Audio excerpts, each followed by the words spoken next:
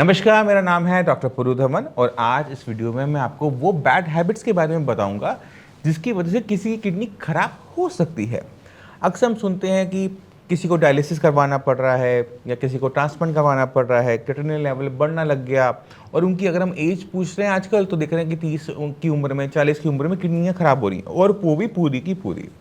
तो ये सवाल उठता है कि इतनी कम एज में किडनियाँ कैसे खराब हो रही हैं? कोई ना कोई तो कारण रहा होगा। तो जब हम उन कारणों के अंदर जाते हैं तो हम देखते हैं कि बीपी और शुगर उनमें से सबसे बड़े कारणों में से एक है कि बीपी बहुत ज़्यादा बढ़ गया था, शुगर ज़्यादा बढ़ गई थी। हम बीपी शुगर के बारे में तो बात कर लेते हैं, बट ये बीपी शुगर क्यों बढ़ रहा है इसके बारे में बात नहीं करते। तो अगर हम उनकी गहराई में जाते हैं, देखते हैं, तो अक्सर में देखने को मिलता है कि ये जो यंग पीपल है ना, इनकी अपनी कुछ बैड हैबिट्स ऐसी होती हैं जो कि किडनी फेल होने के पीछे कारण बन जाती है। यानी पे एक बैड हैबिट है, मान लो मेरे पास एक बैड हैबिट है कि मैं रात को सोता नहीं हूँ, मैं रात को बैठ के टीवी देखता हूँ या फिर मैं गेम्स खेलता हूँ। अब मैं रात को ये काम करता हूँ, दिन में थोड़ी देर सोए, 6 घंटे की नींद ली और अगर ऑफिस पे चले गए। तो ये जो पहली बैड हैबिट है, रात को ना सोना, ये कितनी खतरनाक साबित होती है इसको अब हम समझ भी लेते हैं। मेरी बॉडी में क्या हुआ, स्ट्रेस डेवलप हुआ, ब्रेन का नहीं पूरी बॉडी का। बॉडी में थकावट बनी रहती है, ऑफिस में जाता हूँ, मेरे से काम करवाया जाता है। अब मेरा बीपी इंक्रीज होने लगा। जैसे जैसे मेरा बीपी इंक्रीज हुआ तो हाई बीपी की वजह से मेरी किडनी को इम्पैक्ट देखने को मिल जाता है। अब चलते हैं दूसरी बैड हैबिट के ऊपर और वो है पेन किलर्स। मेरे सिर में दर्द हो रहा है, मेरे घुटने में दर्द हो रहा है। अक्सर हम क्या करते हैं, इसके लिए हम केमिस्ट पे चले जाते हैं। डॉक्टर के पास कौन जाएगा, कौन लाइन में लगेगा, कौन उस सर को फीस देगा 500-1000 रुपये, फिर सर ने दवाई तो वही लिखनी है जो मुझे पता है, तो मैं केमिस्ट से जाकर कहता हूँ कि दर्द की दवाई दे दे। अब डॉक्टर की दवाई में और केमिस्ट की लिखी हुई दवाई में क्या फ़र्क है, मैं आपको समझाने की कोशिश करता हूँ। डॉक्टर आपकी उम्र देखेगा, आपकी दर्द का एरिया देखेगा, फिर सोचेगा कि ये मेडिसिन लीवर के लिए भी ठीक है, ये किडनी के लिए भी ठीक है और पेशेंट का दर्द भी ठीक कर देगी। यानी वो एक तीर से 3 शिकार बनाएगा और आपको वो मेडिसिन लिख के देगा। मान लो उसने XYZ मेडिसिन लिख के दी, आपका दर्द भी ठीक, किडनी भी बच गई, लीवर भी बच गया। केमिस्ट क्या करेगा, केमिस्ट सोचेगा ये मेरा जो पेशेंट है ये मेरे पास बार बार आता है, मैं इसका फ़ायदा पहुंचाता हूँ, ये सस्ती वाली गोली दे देता हूँ। आपको इसके अंदर सॉल्ट क्या है कोई मतलब नहीं, वो आपकी बॉडी पे किस तरह से साइड इफेक्ट दे सकती है आपको उससे भी मतलब नहीं। आपको तो मतलब है कि मेरा दर्द ठीक हुआ या फिर नहीं हुआ। आपने वो गोली खाई, आपको आराम आ गया, कहते यार ये तो गोली बहुत सही है, मैंने खाई, आधे घंटे में मेरे को तो दर्द में आराम मिल गया।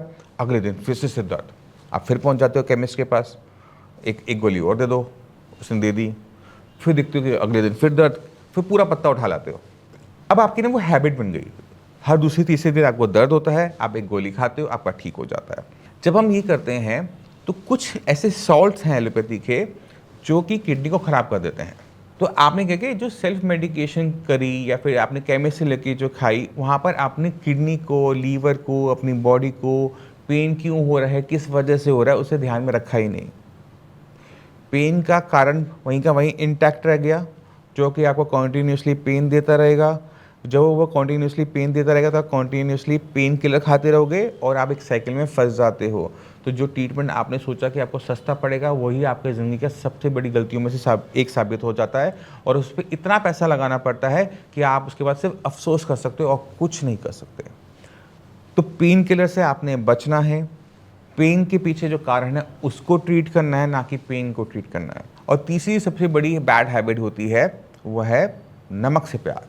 अक्सर आप सुनते होंगे, कोई कहता है मैं स्वीट टूथ हूँ, मुझे मीठा बहुत पसंद है। अब एक नया चलन चला है, मीठा आपने अपना काम कर दिया वेट को लेकर। नमक, मैं सॉल्ट टूथ हूँ, क्यों? क्योंकि मुझे नमकीन बहुत पसंद है, मुझे अचार बहुत पसंद है, मुझे चटनियाँ बहुत पसंद है, मुझे पापड़ बहुत पसंद है, मैं रोटी बिना अचार पापड़ के चटनी के खा ही नहीं सकता, मुझे कुछ ना कुछ चाहिए साथ में। तो अगर आपकी सॉल्ट की खाने की हैबिट ज़्यादा है, जितना ज़्यादा आप सॉल्ट का इंटेक करोगे उतना ज़्यादा आपका बीपी बढ़ेगा और जितना ज़्यादा आपका बीपी बढ़ेगा उतनी ही स्पीड से आपकी किडनी ख़राब होने की संभावनाएं बढ़ जाती हैं। अगर किडनी को ख़राब ना भी करे आपका बीपी तो कुछ और ख़राब करेगा।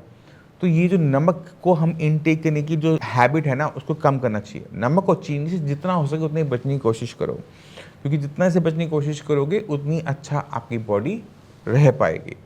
पहले जो नमक होता था वो सेंधा नमक यूज़ किया जाता था, सेंधा नमक के अंदर क्या होता था, वो पहाड़ों में जो पानी इकट्ठा हो गया उससे पानी जब सूखा तो पीछे नमक छोड़ जाता था, वो उसे हम सेंधा नमक कहते हैं।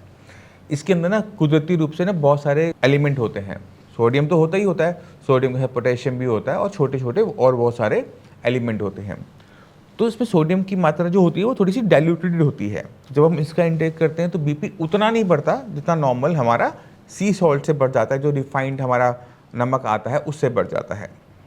तो बीपी पहले इतना खास बढ़ता नहीं था, मगर अब जो हमारी सॉल्ट की जो हमें क्वालिटी मिल रही है, हम अगर उसको मात्रा में ज़्यादा इस्तेमाल करते हैं तो बीपी हाई की दिक्कत हमें हर दूसरे तीसरे घर में देखने को मिल जाती है। जो लोग हेल्दी हैं कृपा करके सेंधा नमक पे शिफ्ट कर सकते हो। तो आप नमक को इस तरह से प्लान करो कि आप एक थैली आपने सेंधा नमक के लिए, एक थैली आपने नॉर्मल नमक के लिए। आपने कभी सेंधा नमक यूज़ किया, कभी आपने नॉर्मल नमक यूज़ किया, तो इस तरह से आप चला सकते हो। जो पेशेंट किडनी फेलियर के हैं उनको ऐसा कुछ नहीं करना, सेंधा नमक नहीं लेना। वो पहले अच्छा था, अब आपके लिए खतरनाक हो सकता है क्योंकि उसमें पोटेशियम की मात्रा ज़्यादा है। तो आप अपने डॉक्टर से बिना पूछे ये सेंधा नमक वाला काम खुद नहीं करोगे किसी भी कीमत पर, याद रखना। अब चलते हैं अपनी फोर्थ बैड हैबिट के ऊपर, और वो है पानी ना पीना। अब पानी ना पीना कैसे बैड हैबिट हो सकती है, अब आप ये भी सोच रहे होगे, तो मैं आपको उसे एक्सप्लेन करने की कोशिश करता हूँ। अब गर्मी का मौसम, मई जून का मौसम, आप एसी में बैठे हुए हो, आपको गर्मी नहीं लग रही, आपने थोड़ा सा जो पानी पिया था, आप काम में बिजी थे, आपको पता ही नहीं लग रहा कि आपको प्यास लगी हुई है। जब तक आपकी ब्रेक नहीं होती, जब तक आप रिलैक्स नहीं करते, आप अपने आप को नोटिस ही नहीं कर पाते कि आपको प्यास लग रही है, गला सूख रहा है। जब हमारे किसी भी रीज़न से पानी की मात्रा का इंटेक बहुत ज़्यादा कम हो जाता है तो भी हमारी किडनी ख़राब होना स्टार्ट कर देती है, क्योंकि बॉडी में जो नमक है वो निकल नहीं पा रहा।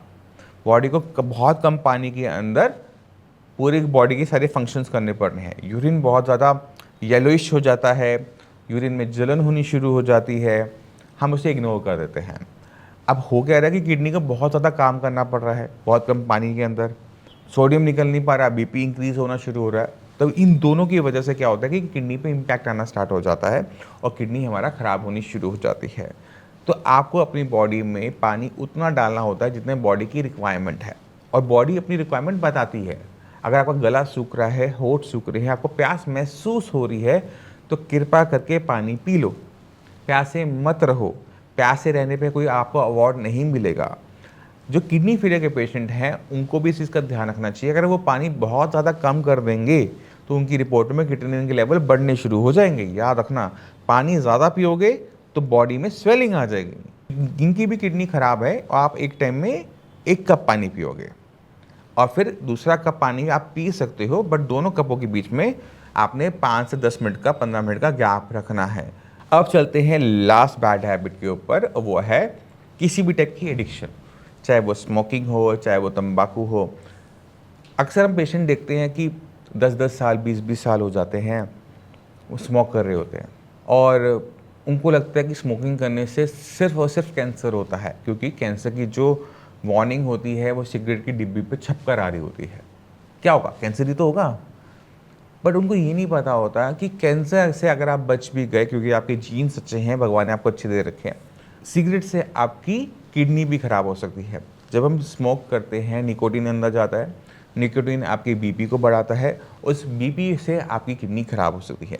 इसी तरह से अगर आप तंबाकू चबाते हो या किसी भी तरह से तंबाकू का इस्तेमाल करते हो, बहुत ज़्यादा मात्रा में करते हो, रोज़ करते हो, बीपी चेक नहीं करते, बीपी बढ़ा हुआ रहता है, मेडिसिन नहीं खाते, अपना ध्यान नहीं रखते, तो आपकी किडनी ख़राब होने की पूरी संभावना है। और ये जो निकोटीन लेने की आपकी हैबिट है, कैफ़ीन लेने की जो आपकी हैबिट है, इसको थोड़ा सा ब्रेक मारो। तो मैं उम्मीद करता हूँ इस वीडियो से उन 5 बैड हैबिट के बारे में आप समझ गए होंगे जिनको आप नज़रअंदाज कर देते हो, अरे ये तो छोटी सी चीज़। ये गलतियाँ मत करो, ये बहुत भारी पड़ती हैं। अगर किडनी बच भी जाती तो कुछ और ख़राब हो जाता है। तो कृपा करके हाथ जोड़ के विनती है, प्लीज़ मत किया करो। इससे आपकी बॉडी को हेल्दी रखने में आपको और आपके घर वालों को बहुत हेल्प मिलने वाली है। इसी के साथ मैं आप सभी से चलने की आज्ञा चाहता हूँ। मिलते हैं अगली वीडियो में, तब तक के लिए नमस्कार।